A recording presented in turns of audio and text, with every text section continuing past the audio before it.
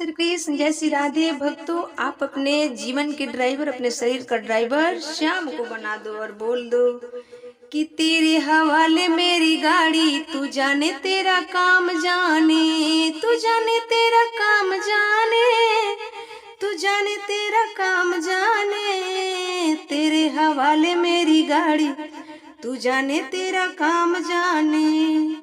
एक ही आशा एक भरोसा, एक ही आशा एक भरोसा, चरणों में श्याम तेरे अरदासा, रख लेना लाज हमारी, तू जाने तेरा काम जाने, तेरे भरोसे मेरे गाड़ी, तू जाने तेरा काम जाने।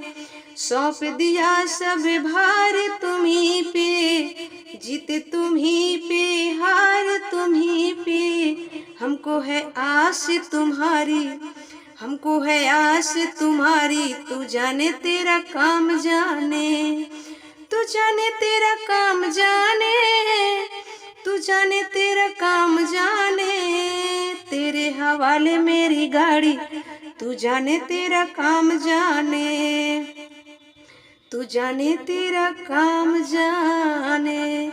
जय श्री कृष्ण जय श्री राधे। भक्तों, आप सभी को राधे राधे, जय श्री कृष्ण। भक्तों, आज मैं बताऊंगी कि श्री परीक्षित जी समीक ऋषि के गले में मरा हुआ सांप क्यों लपेट दिए, इसके पीछे बहुत बड़ा रहस्य है। आप सभी सुनिएगा जरा ध्यान से।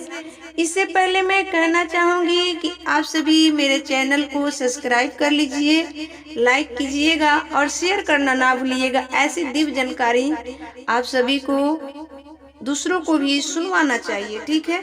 तो आइए चलते हैं कथा की ओर। एकदा धनुराधयं विरचना मृगयाम बने, मृग्याननुगतः श्रान्तः सुदीक्षतः स्मृतिशो मृगशम्। एक राजा परीक्षित धनुष लेकर वन में शिकार खेलने गए थे। हिरन के पीछे दौड़ते दौड़ते वे थक गए और उन्हें बड़े जोर की भूख और प्यास लगी। जब कहीं उन्हें जलाशय नहीं मिला तब वे पास कहीं एक आश्रम में घुस गए। वह आश्रम किसका था? समीक ऋषि जी का आश्रम था। समीक ऋषि के आश्रम में परीक्षित जी ने घुस गए। परीक्षित जी ने देखा कि ऋषि आंखें बंद करके शांत भाव से एक मुनि आसन पर बैठे हुए हैं। वह ऋषि बड़ा तपस्वी सिद्ध पुरुष थे। उन्होंने इंद्रिय, प्राण, मन और बुद्धि के निरुद्ध हो जाने से वे संसार से ऊपर उठ गए थे। उनका शरीर बिखरा हुआ था, ठीक है, जटाओं से और कृष्ण मृग चर्च से ढका हुआ था। वो ऋषि कोई और नहीं, श्री समीक ऋषि जी थे। राजा परीक्षित ने ऐसी अवस्था में उनसे जल मांगा तो कोई जब आसन पर बैठे होंगे, आंखें बंद किए होंगे, भगवान में लीन होंगे, उससे क्या आप कुछ कहेंगे तो सुनेंगे? इसलिए उन्होंने नहीं सुना, क्योंकि राजा परीक्षित जी को बहुत जोर से प्यास लगी थी, भूख लगी थी। राजा परीक्षित जी का प्यास से गला सूखा जा रहा था। जब राजा वहां बैठने के लिए तिनके का आसन भी न मिला, किसी ने उन्हें भूमि पर बैठने के लिए भी न कहा, स्वागत और सत्कार की तो बातें छोड़ो, तब परीक्षित अपने को अपमानित मानकर वे क्रोध में हो गए। वे भूख और प्यास से तो छटपटा रहे थे, इसलिए समीक ऋषि के प्रति उन्हें क्रोध आ गया।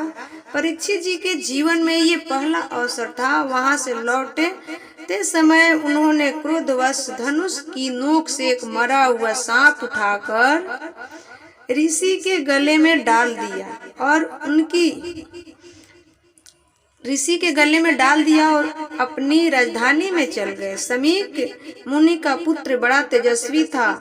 वह दूसरे ऋषि कुमार के साथ पास ही में खेल रहा था। जब उस बालक ने सुना कि राजा ने मेरे पिता के गले में मरा हुआ सांप डाल दिए हैं, दुर्व्यवहार किए हैं, तब उन्होंने श्राप दिया।